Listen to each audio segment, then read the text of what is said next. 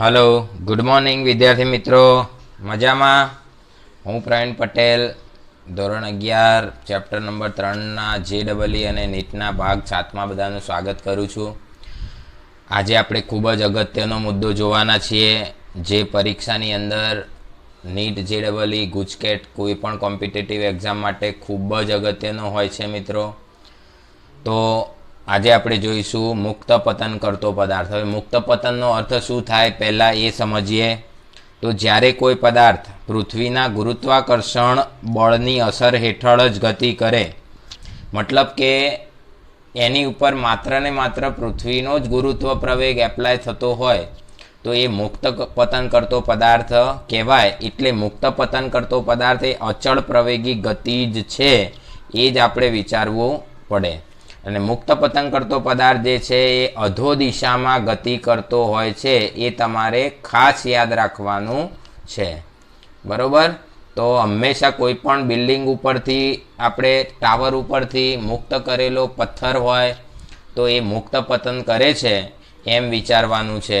અને એના માટે આ જે બાબતો છે, આ મેટર તમારે ખૂબ જ અગત્યની યાદ રાખવાની થશે. તો મુક્ત પતન કરતા કોઈ પણ પદાર્થ માટે પ્રારંભિક વેગ ક્યારેય આપેલો નહીં હોય, પણ તમારે એ 0 જ સમજવાનો છે મિત્રો. અંતિમ વેગ એ જમીનને સ્પર્શ કરે ત્યારની વાત છે, અથવા જે તે સમયે તમને કીધું હોય એ અંતિમ વેગ તમારે વિચાર કરવાનો છે. તો એ અંતિમ વેગ જે છે એ માઇનસ લેવાનો, કારણ કે એ અધો દિશામાં હોય છે. તમે જે પોઈન્ટ આગળથી પદાર્થને મુક્ત કરાવો છો મિત્રો, જુઓ અહીંયા આપણે સમજીએ. દાખલા તરીકે આપણી પાસે અહીંયા આગળ આ રીતે h ઊંચાઈનું એક ટાવર છે. બરોબર? આ તમને દોરીને સમજાવવાનો પ્રયત્ન કરું. આ h ઊંચાઈનું ટાવર છે, પણ તમે પથ્થરને અહીંયા ટોચ ઉપરથી મુક્ત કરાવો છો આ રીતે. તો તમે જે જગ્યાએથી પથ્થરને છોડો છો એ જગ્યાને આપણું પ્રારંભિક સ્થાન ગણવાનું છે. અને આ જે છે એ તમારી સમક્ષિતિજ લાઈન છે એવું વિચારવાનું છે. સમક્ષિતિજ રેખા, એક્સ અક્ષ વિચારવાનો છે. આ ઉગમ બિંદુ છે એવું વિચારીએ. તો નીચેની તરફ આ યામાક્ષ પદ્ધતિ પ્રમાણે જોઈએ તો ઋણ વાય અક્ષ આવશે અને ઉપરની તરફ ધન વાય અક્ષ આવે છે. તો આ રીતે તમારે અહીંયા વિચાર કરવાનો છે. મુક્ત પતન કરતા પદાર્થની અંદર પદાર્થ નીચે તરફ ગતિ કરે એટલે જેમ જેમ એ નીચે જાય એમ ઋણ વાય અંતર વધતું જાય. એટલે ઊંડાઈ જે છે, ઊંડાઈ કહેવાય એને, એ -h કહેવાય. અને વેગ પણ અધો દિશામાં જ હોય છે, નીચે તરફ જ, એટલે માઇનસ કહેવાય. અચળ પ્રવેગ તો માઇનસમાં હોય ને હોય જ. અચળ પ્રવેગની દિશા માઇનસ જ હોય, કારણ કે એ નીચે તરફ જ છે. તમારે અહીંયા વસ્તુ યાદ રાખવાનું છે કે વેગ એ અધો દિશામાં છે એટલે માઇનસ હોય, પ્રવેગ અધો દિશામાં છે એટલે માઇનસ હોય, અને ઊંડાઈ અથવા ઊંચાઈ જે કંઈક હોય તમે એ પણ માઇનસમાં હોય. તો આ બધી વસ્તુ માઇનસમાં તમારે લેવી પડે. હવે આ કિંમતો માઇનસમાં મૂકીએ એટલે અચળ પ્રવેગી ગતિના સમીકરણો જે તમને આપેલા છે, v0 બરાબર 0, બરોબર? આ કિંમતો અચળ પ્રવેગી ગતિના સમીકરણમાં મૂકવાની. જેમ કે પહેલું સમીકરણ અહીં આપેલું છે v બરાબર v0 પ્લસ at, તો એમાં કિંમત મૂકો તો v ની જગ્યાએ -v મૂકવાના છે, -v બરાબર 0, અને એની જગ્યાએ -g મૂકવાના છે. એટલે આવું થશે -v બરાબર 0 -gt. તો આ માઇનસ અને આ માઇનસ પ્લસ થઈ જાય એટલે તમારું ઇક્વેશન બને છે v બરાબર gt. યાદ રાખજો, અધો દિશામાં જ આ અંતિમ વેગ માઇનસમાં જ હોય છે, પ્રવેગ પણ માઇનસમાં હોય છે. ચલો બીજા સૂત્રમાં પણ એવી રીતે તમે વિચાર કરો તો d બરાબર v0t પ્લસ 1/2 છે. તો d ની જગ્યાએ તમારે મૂકવાનું છે d ની જગ્યાએ -h મૂકવાનું. v0t એટલે આ ભાગ તો 0 થઈ જ જાય, અને અહીંયા આગળ બરાબર -1/gt² થશે. તો આ માઇનસ માઇનસ સામે પ્લસ થઈ જાય એટલે બીજું ઇક્વેશન આવું મળશે.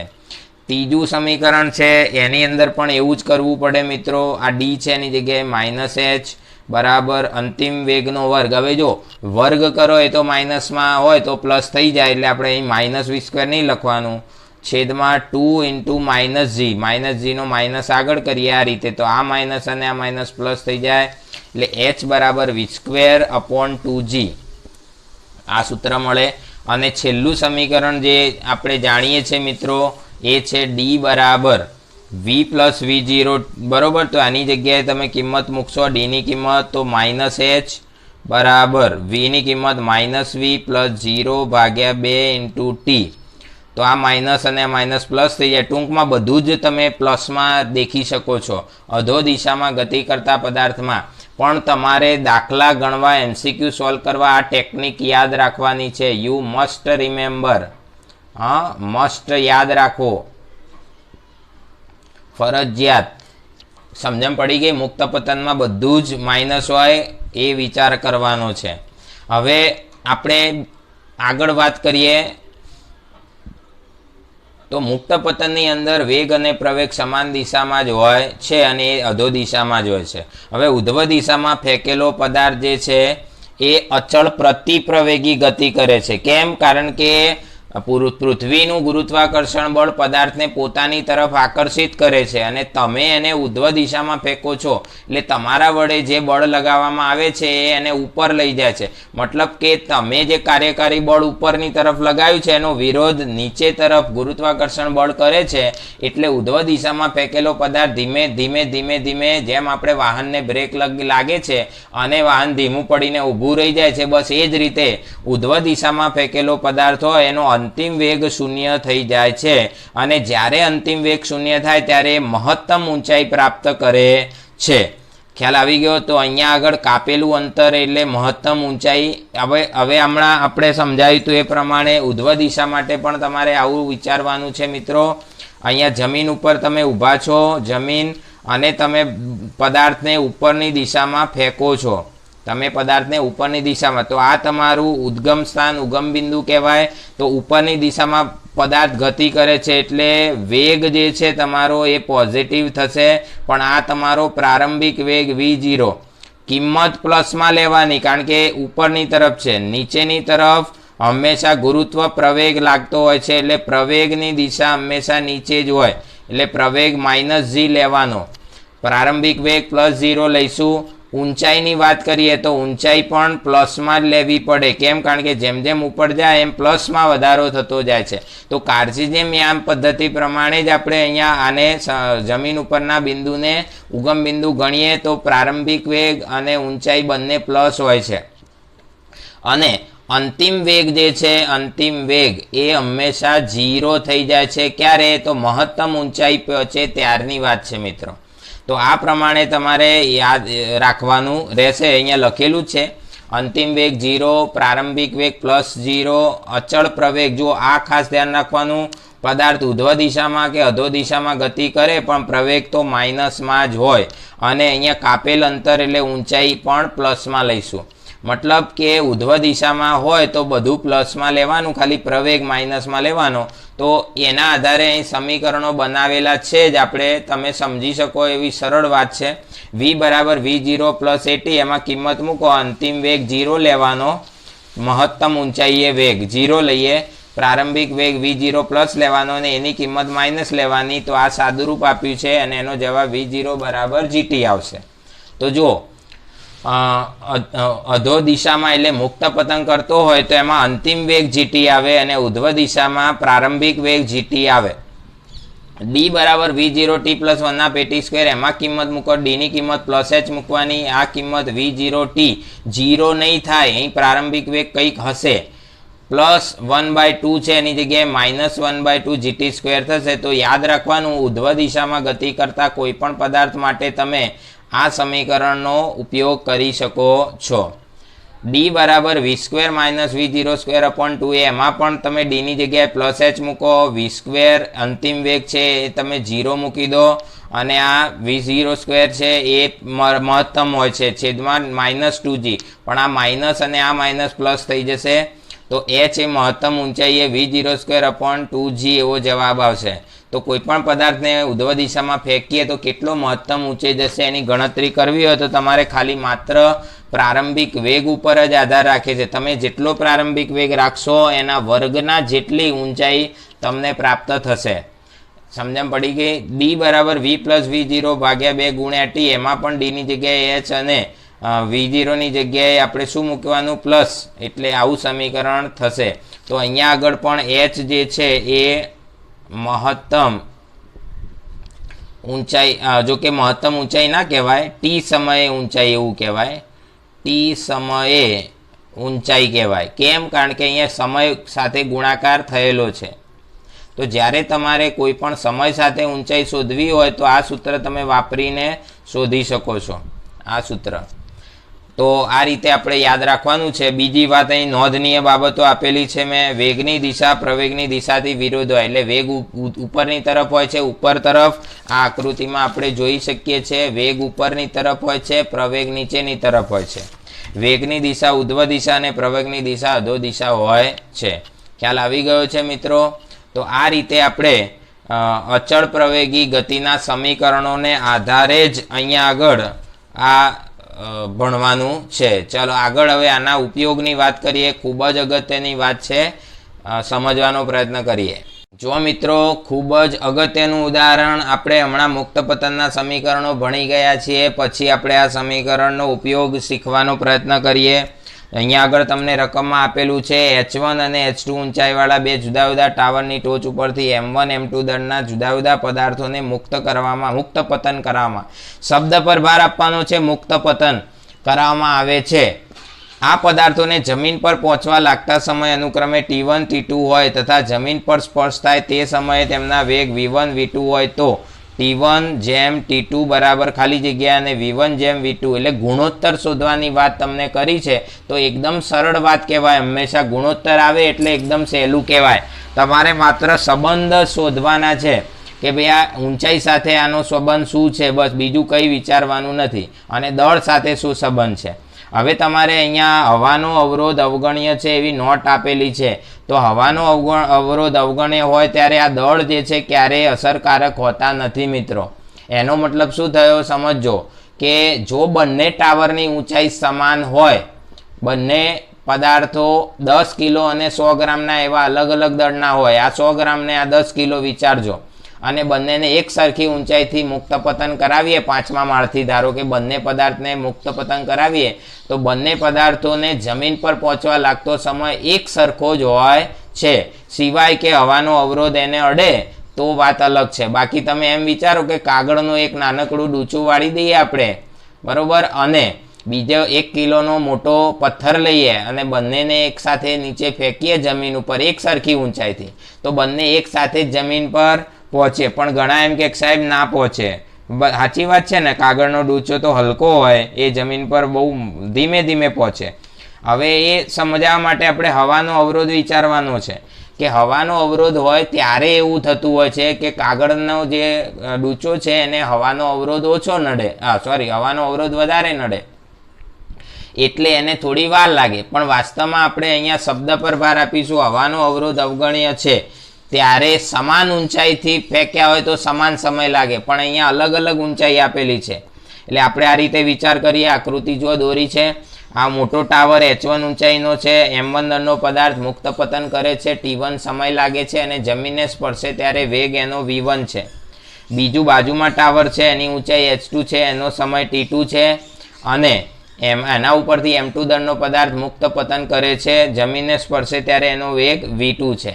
આવી આપણે કલ્પના કરવાની. હવે અહીંયા મહત્વની વાત, હવાનો અવરોધ અવગણ્ય હોય તો દળ જે છે એ ક્યારેય અસર કરતા પરિબળ રહેતું નથી, કારણ કે આપણે સમીકરણો જોયામાં દળ વિશે વિચાર કર્યો નથી.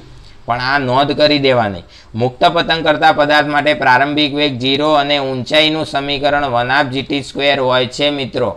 હવે આના ઉપરથી તમે g અચળ હોય એવું વિચારવાનું શું, g અચળ જ હોય તો આપણે એને કાઢીને સંબંધ બનાવી શકીએ. h ચલે છે t², અને આ બંને બાજુ વર્ગમૂળ કાઢીએ એટલે t ચલે છે √h, પરિણામ 1 મળી ગયું. આનો ઉપયોગ કરીને આ ગુણોત્તર 1 મળી જશે, T1 જેમ T2.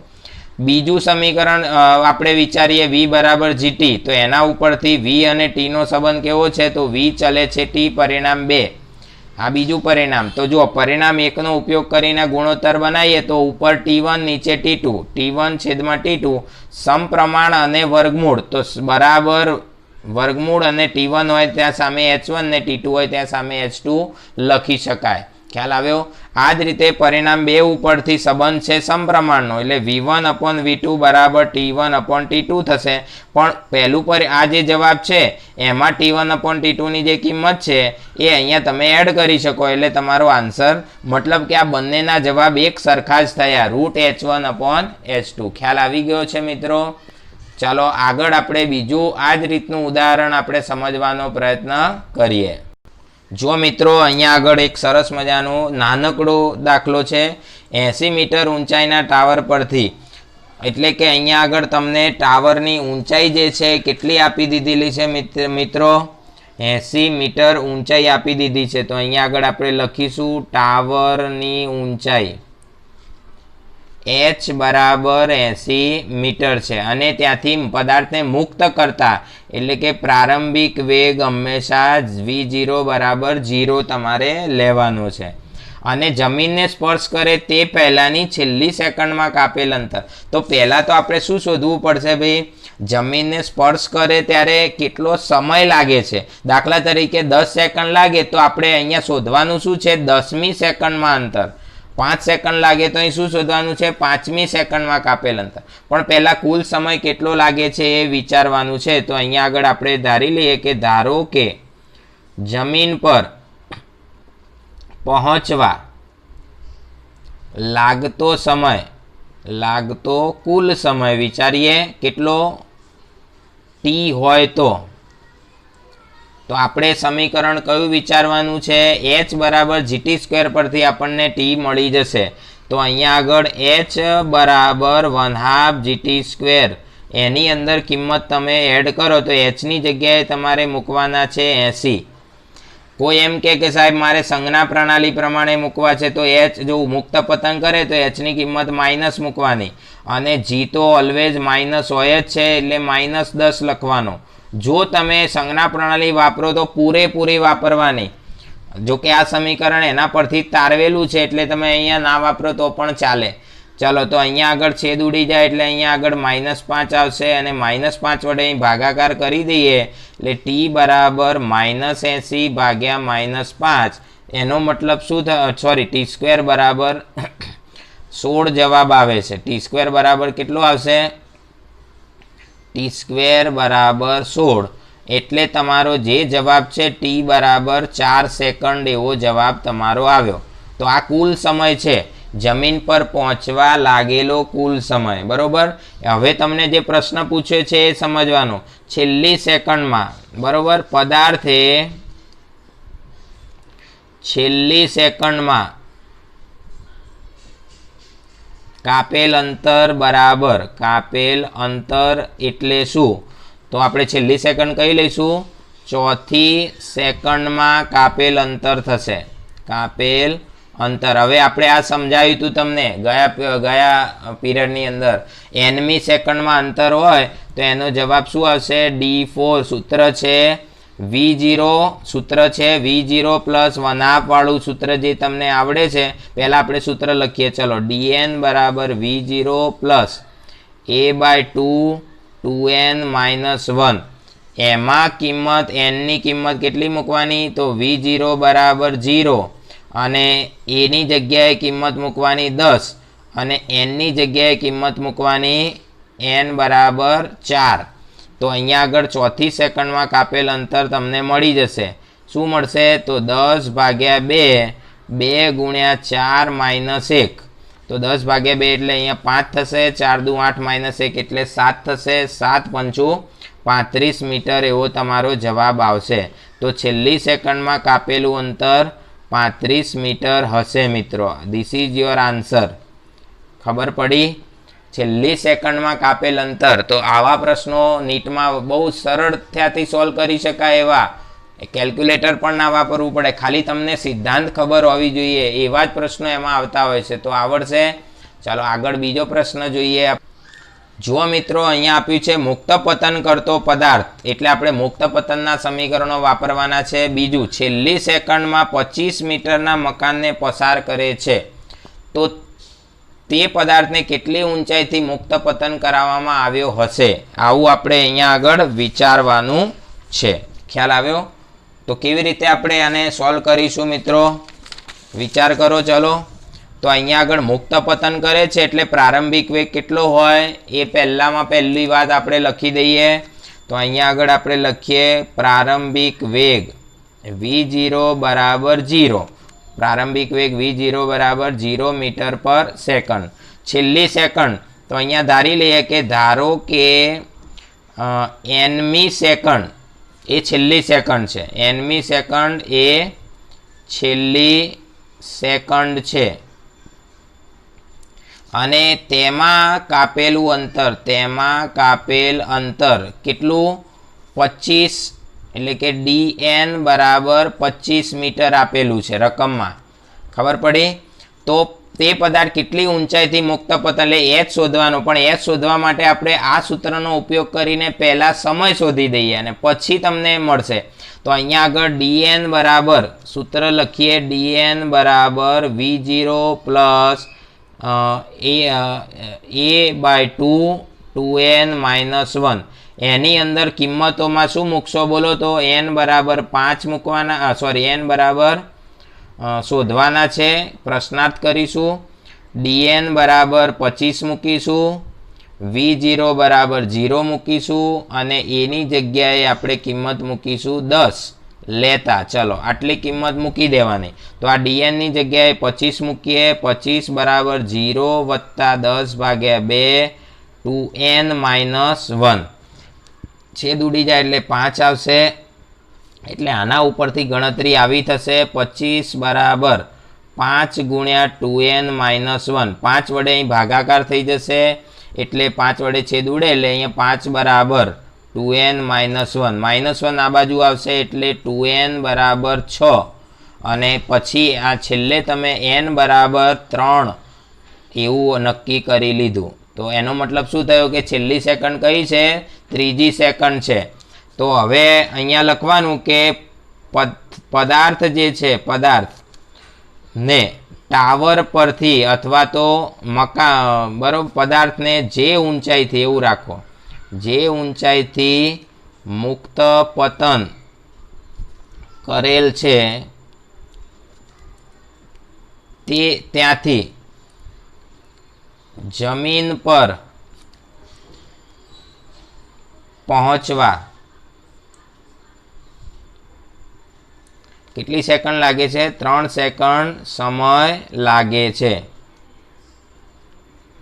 બરોબર. માટે h બરાબર 1/2 gt² પ્રમાણે આપણે કિંમત મૂકી દેવાની. t ની કિંમત કેટલી લેવાની? 1/2, g ની કિંમત 10 અને t ની કિંમત t બરાબર 3 સેકન્ડ લેવાના મિત્રો. 3 સેકન્ડ. તો અહીંયા 3 નો વર્ગ છેદ ઉડાડી દઈએ એટલે 5 આવશે. 3 નો વર્ગ 9, 9 પંચું 45. તો તમારો જવાબ આવી ગયો છે 45 મીટર. તો કુલ ઊંચાઈ 45 મીટર છે. This is your answer. તો આવા નાના જુઓ, બહુ જ કંઈ લાંબી પ્રોસેસ નથી, ઝડપથી ગણતરી થઈ જાય એવી જ વાત અહીંયા તમને સમજાવેલી છે. તો તમે આ રીતે સોલ્યુશન કરી શકો છો. ખ્યાલ આવી ગયો મિત્રો? ચલો આગળ બીજા ઉદાહરણ જોઈએ. ચાલો મિત્રો એક સરસ મજાનું ઉદાહરણ જોઈએ. વેરી મોસ્ટ ઇમ્પોર્ટન્ટ કહેવાય. h ઊંચાઈના ટાવર પરથી ઉધ્વ દિશામાં એક પદાર્થને v જેટલી ઝડપથી ફેંકવામાં આવે છે. તો આ પદાર્થને જમીન પર પહોંચવા લાગતો સમય કેટલો? તો અહીં બાજુમાં મેં એક આકૃતિ દોરી છે. h ઊંચાઈનો ટાવર દોર્યો છે. આ એની ટોચ ઉપરથી પદાર્થને ઉધ્વ દિશામાં ફેંક્યો છે. તો આમાં તમારે એટલું જ ધ્યાન રાખવાનું કે પદાર્થને આ જે તમે ફેંકો છો એ સમક્ષિતિજ રેખા છે તમારી x અક્ષ, અને ઉધ્વ દિશામાં ફેંક્યો એટલે પ્રારંભિક વેગ +v થશે. અહીંયા પ્રારંભિક વેગ 0 ના લઈ શકાય, +v લેવાનો છે. ખબર પડવી જોઈએ આટલી, બીજું કંઈ છે નહીં. ખ્યાલ આવ્યો? પછી ટાવરની ઊંચાઈ h એ નીચેની તરફ છે એટલે -h લઈશું આપણે, -h. અને પ્રવેગ જે છે એ ઓલવેઝ -g હોય છે. તો આ વિગતો તમને આ પહેલી લાઈન છે ને એટલી ખબર પડે એટલે આ દાખલો સોલ્વ થઈ ગયો સમજી લેવાનું.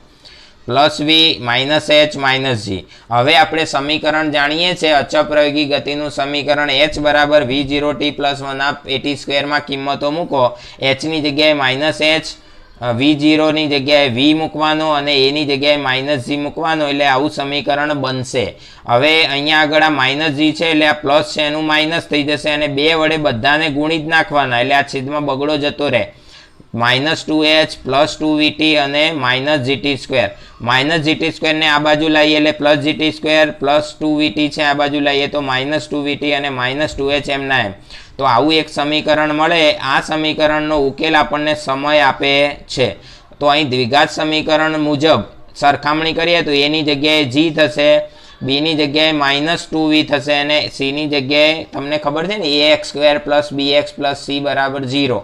એ સમીકરણ પ્રમાણે a b c મળી જાય. ડેલ્ટા શોધવાનો. ડેલ્ટાનું સૂત્ર તમને ખબર હોવી જોઈએ. b² - 4ac એટલે -2v² 4v² -4 ગુણ્યા a ગુણ્યા c. આ રીતે કિંમત મૂકવાની. આ માઇનસ અને માઇનસ ભેગા થઈ જાય એટલે પ્લસ થઈ જાય. 4 દુ 8 gs થઈ જાય.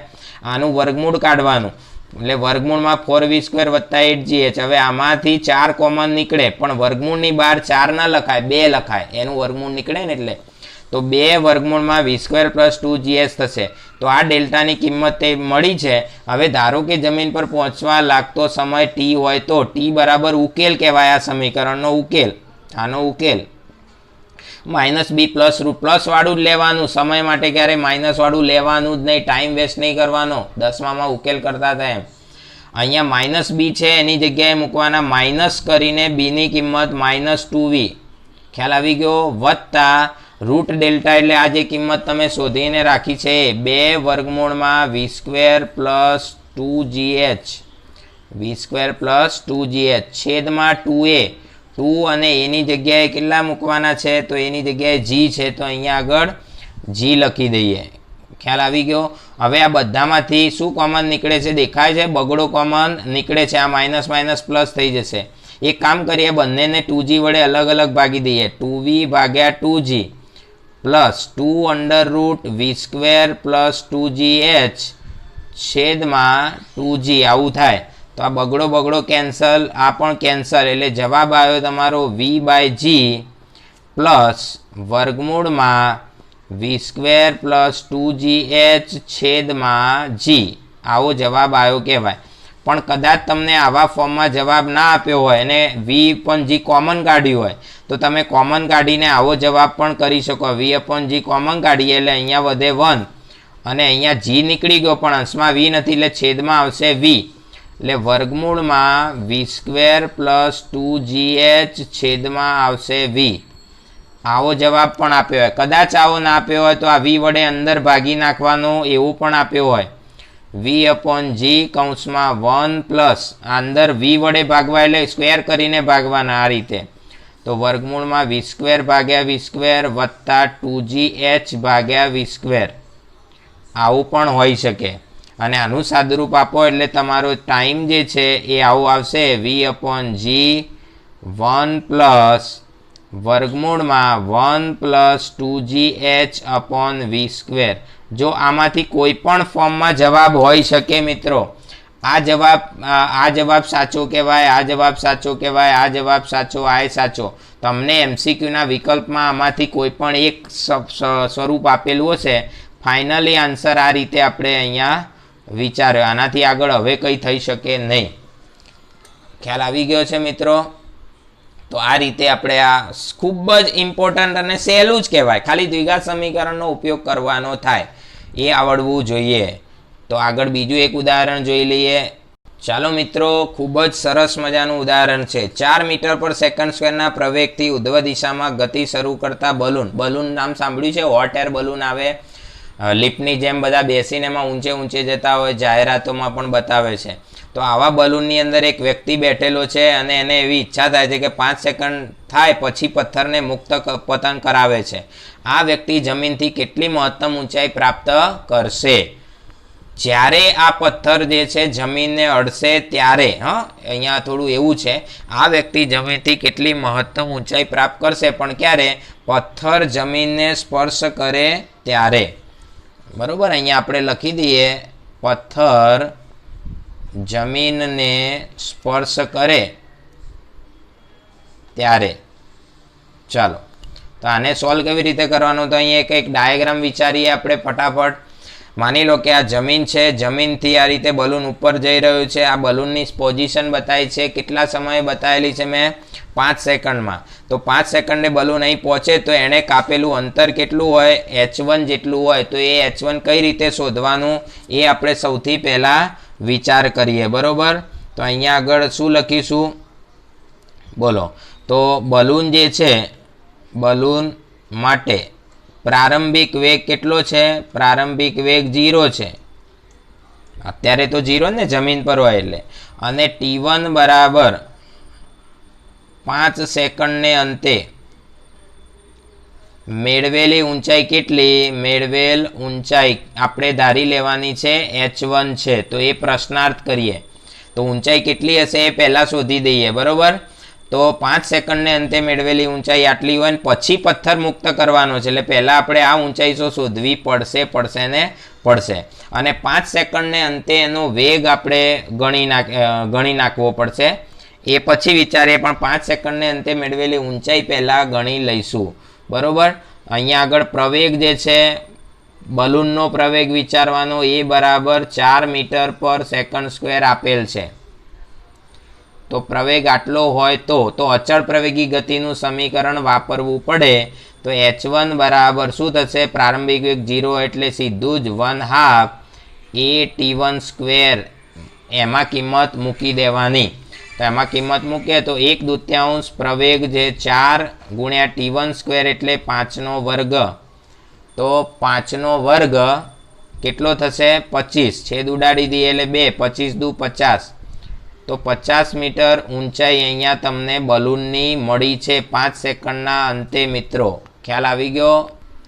જો મિત્રો 5 સેકન્ડને અંતે પદાર્થ મુક્ત પતન કરાવવામાં આવે છે, બરોબર. એટલે પદાર્થનો પ્રારંભિક વેગ હવે તમારે 5 સેકન્ડને અંતે જે હોય એ વિચારવો પડે. એટલે 5 સેકન્ડને અંતે બલૂનનો વેગ એવું લેવું પડશે. અને 5 સેકન્ડને અંતે બલૂનનો વેગ આપણે અહીંયા ગણીએ તો 5 સેકન્ડને અંતે વેગ, જેને આપણે અહીંયા નામ આપી દઈએ v1 બલૂનની પહેલી પોઝિશન માટે, તો એ કેટલો થશે, તો 5 સેકન્ડને અંતે વેગ v બરાબર v0 પ્લસ at, એટલે at પરથી જ આપણને મળે.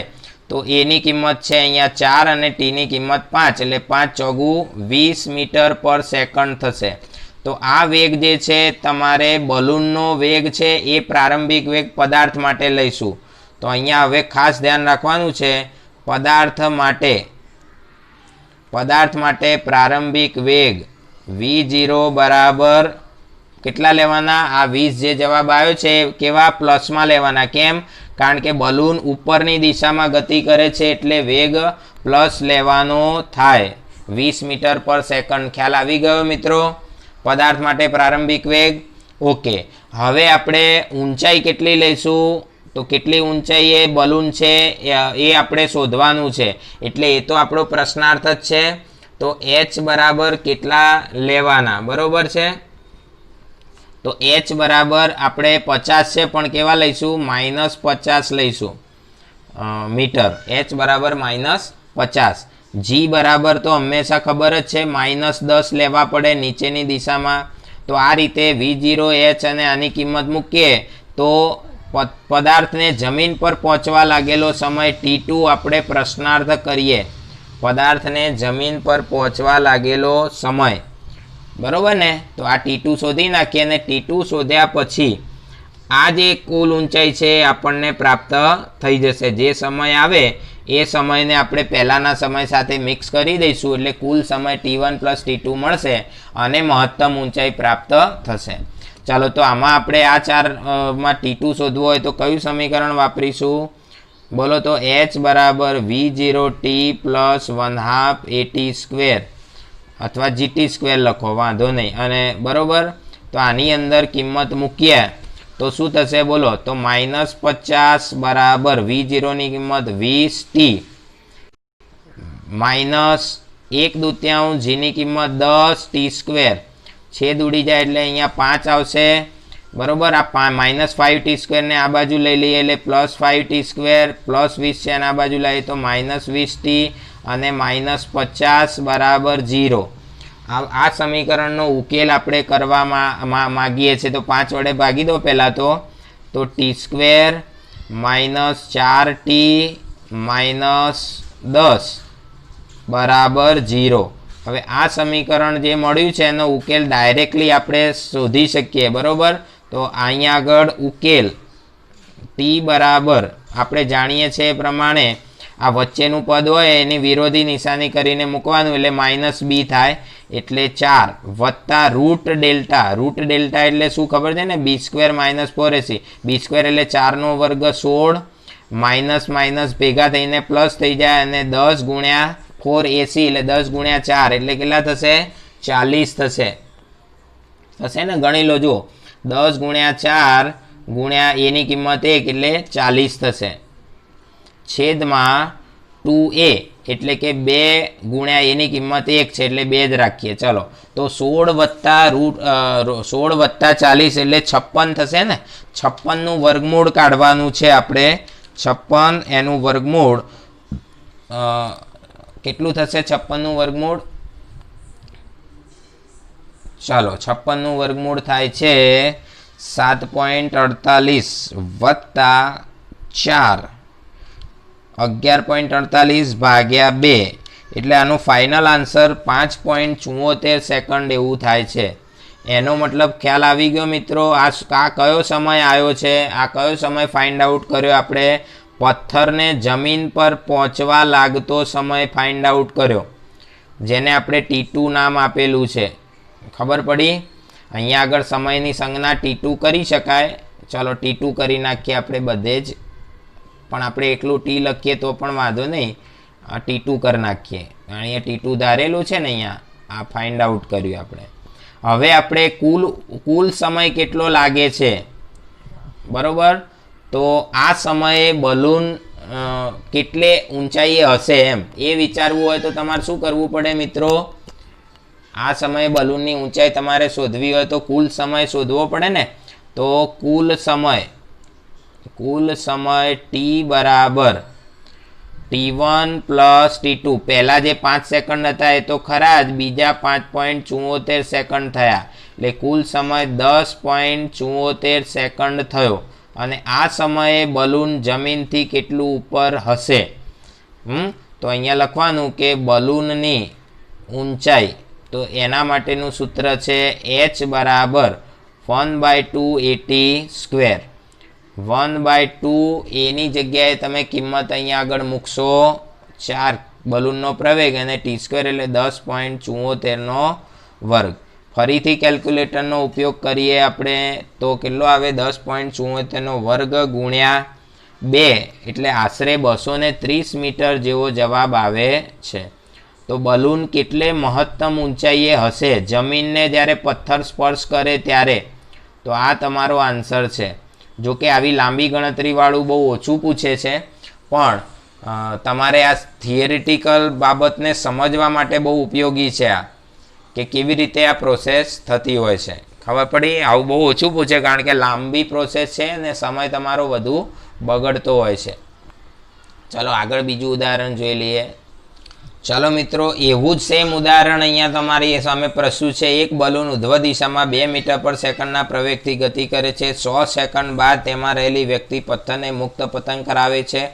તો પથ્થર જ્યારે જમીનને સ્પર્શે ત્યારે વ્યક્તિની જમીનથી ઊંચાઈ કેટલી? પહેલામાં બલૂનની ઊંચાઈ હતી, આમાં વ્યક્તિની ઊંચાઈ કીધું છે મિત્રો.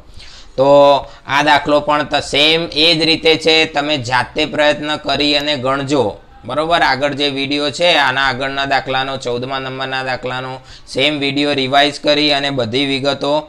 ચલો એકવાર ફરીથી પહેલાં તમારે શું કરવાનું? તો 6 સેકન્ડ અહીંયા આપેલી છે, તો 100 સેકન્ડ બાદ ઊંચાઈ શોધી દેવાની, 6 સેકન્ડ બાદ એનો વેગ શોધી દેવાનો. આ બંને શોધી નાખ્યા પછી આપણે પથ્થર મુક્ત પતન કરાવીએ છીએ, એટલે પથ્થર જ્યારે મુક્ત પતન થાય ત્યારે એનો વેગ જે હોય એ 6 સેકન્ડનો વેગ પ્લસમાં લેવાનો છે મિત્રો. સમયગાળો t2 વિચારવાનો અને ઊંચાઈ જે છે એ પણ તમે 6 સેકન્ડ બાદ જે મેળવી હોય એ વિચારવાની, એ પણ માઇનસમાં લેવાની. સંજ્ઞા પ્રણાલી પ્રમાણે આપણે કિંમતો મૂકી અને બીજું સમીકરણ ઉકેલી દેવાનું અને t2નો ઉકેલ જે આવે એ t2 અને t1નો સરવાળો કરી દેવાનો અને સરવાળો કર્યા પછી તમે ફરીથી પાછું h બરાબર 1/80² સૂત્ર મૂકીને આ જવાબ શોધી શકો છો. ખ્યાલ આવી ગયો? તો આગળ બીજું નવું ઉદાહરણ આપણે જોઈએ. જો મિત્રો અહીંયા આગળ સરસ દાખલો છે. h ઊંચાઈના ટાવર પરથી પદાર્થને v0 વેગથી ઉધ્વ દિશામાં ફેંકવામાં આવે છે. આ પદાર્થ જમીનને સ્પર્શે ત્યારે તેનો વેગ 2v0 આપી દીધેલો છે. તો h બરાબર કેટલા? તો v0 અને g ના પદમાં આ કિંમત શોધવાની. મતલબ તમને અહીંયા પ્રારંભિક વેગ, અંતિમ વેગ આપેલા છે, ઊંચાઈ કેટલી છે એ આપણે શોધવાનો પ્રયત્ન કરવાનો છે. બીજું કંઈ છે નહીં આ દાખલામાં. એકદમ સરળ વાત છે. જો આપણે એક ડાયાગ્રામ બનાવીએ, ડાયાગ્રામ ઉપરથી તમને ઝડપથી ખ્યાલ આવશે. બરોબર. દાખલા તરીકે આપણે અહીંયા આગળ h ઊંચાઈનો ટાવર દોરી દઈએ. આ h ઊંચાઈનો ટાવર છે, માની લો કે આ h ઊંચાઈનો ટાવર, આ જમીન. હવે અહીંથી પદાર્થને તમે ઉધ્વ દિશામાં ફેંકો છો તો આ પદાર્થનો પ્રારંભિક વેગ જે છે એ v0 છે. તો v0 બરાબર પ્લસ v0 લેવાનો રહેશે. એટલું ખાલી સમજવાનું છે. અને જ્યારે જમીન પર પહોંચે છે, અહીંયા લખ્યું જમીનને સ્પર્શે ત્યારે એનો અંતિમ વેગ એ કેટલો છે? 2v0. પણ એ કેવો લેવાનો? માઇનસમાં લેવાનો. કેમ? કારણ કે સંજ્ઞા પ્રણાલી પ્રમાણે આ તમારું ડિસ્પેચ પોઈન્ટ છે, સમક્ષિતિજ રેખા આ કહેવાય, સમક્ષિતિજ રેખા. અને નીચેની તરફના બધા જ માઇનસમાં લેવા પડે. આ અધો દિશામાં છે માટે ખબર પડી ગઈ? બસ આટલું જ છે, આમાં બીજું કંઈ છે નહીં. તો અહીંયા આગળ આપણે શું લખીશું? અહીં ટાવર જે છે, ટાવરની ટોચેથી v0 વેગ સાથે ઉર્ધ્વ દિશામાં પદાર્થને ફેંકતા કઈ કઈ વસ્તુ તમારે સંજ્ઞા પ્રણાલીમાં લેવાની છે? જો તો એક તો ટાવરની ઊંચાઈ h, તો એ કેવી લઈશું? માઇનસમાં લઈશું. કેમ? સમજી ગયા ને? આ સમક્ષિતિજ રેખાની નીચે હોય બધું માઇનસમાં લેવાનું. પ્રારંભિક વેગ અને અંતિમ વેગ કેટલો લેવાનો? તો પ્રારંભિક વેગ પ્લસ v0, અંતિમ વેગ v બરાબર -2v0 અને પ્રવેગ હંમેશા -g જ હોય. તો આ ચારનો ઉપયોગ કરીએ તો આપણું સમીકરણ જાણીએ છીએ ને? શું સમીકરણ છે? તો h બરાબર v² v0² upon 2g.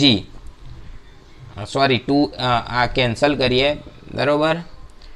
h બરાબર v² v0² અપોન 2a. આમાં કિંમત મૂકવાની. ચલો આમાં કિંમત મૂકતા શું થશે વિચારો? h ની જગ્યાએ -h થશે. -h બરાબર 2v0 છે, એનો વર્ગ કરીએ એટલે 4v0² થઈ, માઇનસનું પ્લસ થઈ જશે. અહીંયા v0 તો v0 જ રાખવાનો, પણ એ માઇનસ વચ્ચેની નિશાની, છેદમાં 2 અને g ની કિંમત -g. આ -g અને -h ગુણાકાર કરીએ એટલે પ્લસ થઈ જશે, એટલે 2gh ભેગું થઈ ગયું. અને આ બાદ બાકી થઈ જશે 3v0². શોધવાનું શું કીધું છે? h. તો h ને કરતા બનાવી દો. તો h બરાબર શું થશે? હવે h બરાબર 3v0² ભાગ્યા 2g. આ તમારો આન્સર છે. This is your answer. કદાચ આ દાખલામાં h ની જગ્યાએ તમને ટાઈમ પણ પૂછ્યો હોય, સમય, તો શું કરશો બોલો? તો અહીં હું એક્સ્ટ્રા થોડી ગણતરી બતાવી દઉં. સમય માટે શું કરવું પડે તમારે? તો પ્રારંભિક વેગ પ્લસ v0 લેવાનું, અંતિમ વેગ v બરાબર -2v0 લેવાનું, પ્રવેગ જે છે -g લેવાનું. તો ટાઈમ કેટલો? તો પહેલું સમીકરણ છે v બરાબર v0 + at મુજબ કિંમતો મૂકવાની. તો અંતિમ વેગની કિંમત -2v0, પ્રારંભિક વેગની કિંમત +v0, એની જગ્યાએ -gt. હવે આ -2v0 આ બાજુ આવે ને gt આ બાજુ આવે એટલે નિશાનીઓ પ્લસ થઈ જશે, v0 + 2v0. તો આ કેટલા થઈ જશે? gt બરાબર 3v0 અને આના ઉપરથી તમારો ટાઈમ પણ મળી જાય. Time is equal to 3v0 upon g. તો આ રીતે તમે ટાઈમ પણ ગણી શકો. ધીસ ઇઝ એક્સ્ટ્રા આપણે સમજાવવા માટે કે અહીંયા આગળ કેટલો સમય લાગશે. ખબર પડી? પદાર્થ જમીનને સ્પર્શે ત્યારે કેટલો સમય લાગે? તો આટલો સમય લાગે. 3v0/g જેટલો સમય લાગશે. એકદમ સિમ્પલ, સરળ વાત છે, બધાને આવડી જવું જોઈએ. આવા પ્રશ્નો એ નીટ માટે મોસ્ટ IMP કહી શકાય એવા પ્રશ્નો છે. ખ્યાલ આવી ગયો છે? ચાલો આગળ એક બીજું ઉદાહરણ. ચાલો મિત્રો, આવા ઉદાહરણ નીટ માટે ખૂબ જ આઈએમપી કહી શકાય એવું ઉદાહરણ છે, એટલે તમે આમાં ધ્યાનથી સમજવાનો પ્રયત્ન કરજો. 150 મીટર ઊંચા ટાવર પરથી એક પદાર્થને મુક્ત કરવામાં આવે, મુક્ત પતન છે. તે જ સમયે ટાવરના તળિયેથી બીજા પદાર્થને ઉધ્વ દિશામાં ફેંકવામાં આવે, એટલે કે એક પદાર્થ નીચેથી ઉપર ને બીજો ઉપરથી નીચે આવે છે. તો નીચેથી ઉપર એનો વેગ આપેલો છે 30 મીટર પર સેકન્ડ, બરોબર. તો બંને પદાર્થ કયા સમયે એકબીજાને મળશે? તો આપણે અહીંયા આગળ ડાયાગ્રામ દોરીને સમજવાનો પ્રયત્ન કરીએ. ધારો કે અહીંયા આગળ શું આપ્યું છે? 150 મીટર ઊંચું ટાવર છે, એટલે આ જમીન થઈ ગઈ. જુઓ મિત્રો, અહીંયા આગળ આ જમીન બતાવી છે મેં, અને આ ટાવરની ટોચ છે, બરોબર. અને આ અંતર જે છે ટાવરની કુલ ઊંચાઈ h બરાબર 150 મીટર રકમમાં આપેલી જ છે. જુઓ, તો h બરાબર 150. હવે પદાર્થ નંબર 1 અહીંયા વિચારીએ. પદાર્થ નંબર 1 એને તમે મુક્ત પતન કરાવો છો, અને આ પદાર્થ ધારો કે t સમયે અહીંયા પહોંચે છે. કેટલા સમયે? t સમયે પદાર્થ અહીંયા આગળ આટલું અંતર કાપે છે. તો આ અંતર જે છે એ આપણે કેટલું વિચારીએ? તો t સમયે કાપેલું અંતર આપણે સંજ્ઞામાં જોઈએ તો d1 બરાબર કેટલું લઈએ? ધારો કે h લો, જે લેવું હોય તમે લઈ શકો છો, પણ નીચેની તરફ છે એટલે -h વિચારીએ, બરાબર. -h1 વિચારીએ. x પણ વિચારી શકાય. ચાલો x લઈએ, એ વધારે સારું રહેશે. ખ્યાલ આવ્યો છે? ચાલો, d1 બરાબર x1 પણ નીચેની તરફ છે એટલે -x1 એવું લખી શકાય. ચલો, બરાબર. આ t સમયે પદાર્થ અહીંયા પહોંચ્યો, પહેલો પદાર્થ. બસ એ જ વખતે નીચેથી ઉપરની દિશામાં આપણે અલગ કલરથી બતાવીએ. નીચેથી પદાર્થ અહીંયા આગળ, બરાબર, તે જ સમયે એને મળે છે. બંને પદાર્થ કયા સમયે મળશે? તો એ જ સમય ધારવાનો. અહીંયા આ પણ t જ સમયે છે. તો આ t સમયે નીચેથી ફેંકેલો પદાર્થ 2 જે છે, પદાર્થ 2, બરોબર, એણે કાપેલું અંતર કેટલું હશે? તો એ અંતર આપણે d2 વિચારીએ મિત્રો. તો એ 150 માંથી આટલું બાદ કરીએ એટલું જ હશે ને. તો આ અંતર જે છે એ કેટલું થશે? 150 માંથી x1 બાદ કરીએ એટલું, એટલે 150 માઇનસ x1, બરોબર. પણ આ -x1 છે એટલે અહીં માઇનસ +x1 એવું થઈ જાય. આ માઇનસ લીધું છે ને, એટલે તમે માઇનસ ના લો તો પણ વાંધો નથી. સંજ્ઞા પ્રણાલી વખતે તમે વાપરો ત્યારે તમે સંજ્ઞા પ્રણાલી પ્રમાણે લેજો, લેવું હોય તો. ખબર પડી? પણ અહીંયા તમે આને પ્લસ લો તો આ માઇનસ થાય, આ માઇનસ લો તો આ પ્લસ થાય. ટૂંકમાં બંનેની નિશાની આ ઉપર તરફ છે એટલે એવું પ્લસ લખ્યું છે. પણ એવું ના વિચારતા કે 150 + x1 કેવી રીતે થાય. એક કામ કરીએ, આપણે અત્યારે હાલ આને પ્લસ જ લઈએ, પછી સંજ્ઞા પ્રણાલી વખતે માઇનસ કરી દઈશું, એટલે જેથી કરીને તમને અહીં ગોટાળો થાય નહીં. તો આ અંતર +x1 છે, તો આ અંતર 150 - x1. ટોટલ સરવાળો આ બેનો ટૂંકમાં 150 થવો જોઈએ, જે આપેલું છે એટલું. એનાથી વધારે ઓછું થવું જોઈએ નહીં. તો અહીંયા આગળ તમને t સમયે બંને એકબીજાને મળે છે એવું આપણે ધારીને આ વિચારણા કરેલી છે. તમારે આટલું જ વિચારવાનું છે. તો અહીંયા આગળ આપણે પહેલાં લખીશું, શું કરીશું? ધારો કે પદાર્થ 1 મુક્ત પતન કરે, અને કેટલું અંતર? તો x અંતર કાપીને પદાર્થ 2 ને મળે છે. પદાર્થ 2 ને t સમયે મળે છે. પદાર્થ નંબર 1 t સમયે પદાર્થ 2 ને મળે છે. તો t સમયે કાપેલું અંતર x છે એવું આપણે અહીંયા આગળ ધારી લીધેલું છે. કેટલું અંતર એ તો ખબર નથી, શોધવાની જરૂર નથી, આપણે ખાલી ધારણા કરીને ગણી લેવાનું છે. તો પહેલો પદાર્થ 1 જે છે મુક્ત પતન કરે છે, તો એના માટે આપણે પદાર્થ 1 માટે બધી સંજ્ઞા પ્રણાલી લખીએ. ચલો, પદાર્થ 1 માટે સંજ્ઞા પ્રણાલી, પ્રારંભિક વેગ 0, મુક્ત પતન થાય ને ઉપરથી નીચે એટલે. પછી અંતર જે છે એ અંતર d1, બરોબર. અંતર d1 એ કેટલું લઈશું? તો સંજ્ઞા પ્રણાલી પ્રમાણે -x લેવાનું. અને પ્રવેગ જે છે એ હંમેશા કેટલો લેવાનો? નીચેની દિશામાં -g લેવાનો.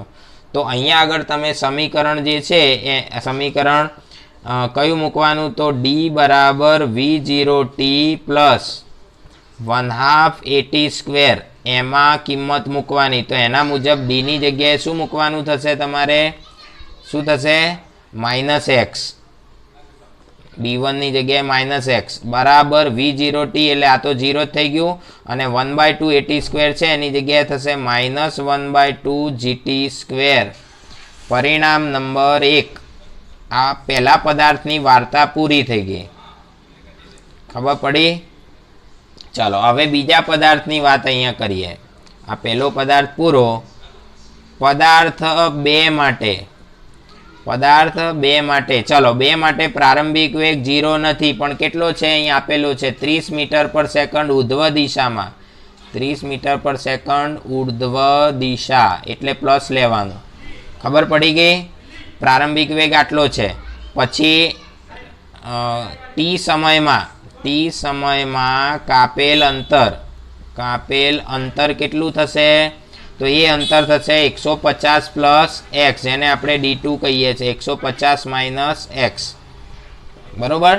સંજ્ઞા પ્રણાલી પ્રમાણે જો જોવા જઈએ તો ઉર્ધ્વ દિશામાં અંતર જે છે એ કેટલું થશે? પ્લસ થશે. ખબર પડે છે? તો સંજ્ઞા પ્રણાલી પ્રમાણે આ રીતે આપણે વિચારીએ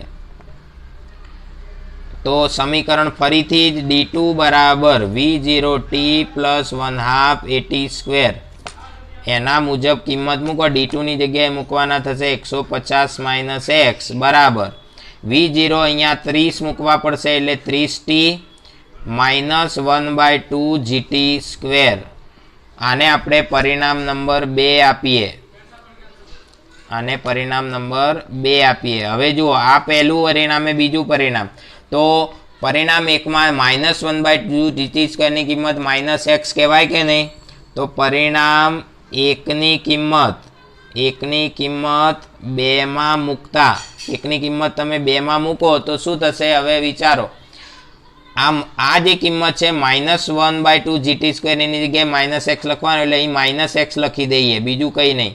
તો આવું થશે 150 - x બરાબર 30t અને આ -x. તો આ -x કેન્સલ થઈ ગયા એટલે તમારો જવાબ થયો 30t બરાબર 150, t બરાબર 5 સેકન્ડ. તો બંને પદાર્થ એકબીજાને 5 સેકન્ડ પછી મળશે એવું કહી શકાય. જવાબમાં આવું વિચારી શકાય. ખબર પડી? બંને પદાર્થ એકબીજાને ક્યારે મળશે? 5 સેકન્ડ પછી એકબીજાને મળશે મિત્રો. ઉપરથી નીચે આવતો પદાર્થ, નીચેથી ઉપર જતો પદાર્થ એકબીજાને ક્યારે મળે? આવા પ્રશ્નો નીટમાં આવે છે. બહુ સરળ કહેવાય. હવે આની એક ટૂંકી રીત પણ તમારે યાદ રાખવાની. જ્યારે આવું તમને કોઈ પૂછે તો મેં એક ટૂંકી રીત પણ અહીં વિચારેલી છે, એ પણ અહીંયા સમજાવી દઉં તમને. ટૂંકી રીત તો ટૂંકી રીતની અંદર શું કરવાનું છે તમારે? કુલ અંતર બરાબર, કુલ અંતર એટલે ટાવરની ઊંચાઈ, સમજી લો ને. કુલ અંતર બરાબર શું કરવાનું? તો બંનેના પ્રારંભિક વેગ લેવાના. V01 પ્લસ V02 આ પ્રારંભિક વેગ ગુણ્યા સમય, આવું આપણે કરી દેવાનું હંમેશા. કુલ અંતર બરાબર બંનેના પ્રારંભિક વેગ અને આ સંજ્ઞા પ્રણાલી પ્રમાણે લેવા. બરોબર? પ્રારંભિક વેગ કેવી રીતે લેવાના? સંજ્ઞા પ્રણાલી મુજબ. બરોબર? અંતર એ જ રીતે લેવાનું છે. બરોબર? તો આ રીતે બંનેની કિંમતો જો તમે મૂકશો તો તમને જવાબ મળી. આમાં સંજ્ઞા પ્રણાલી નહીં લો તો પણ ચાલશે,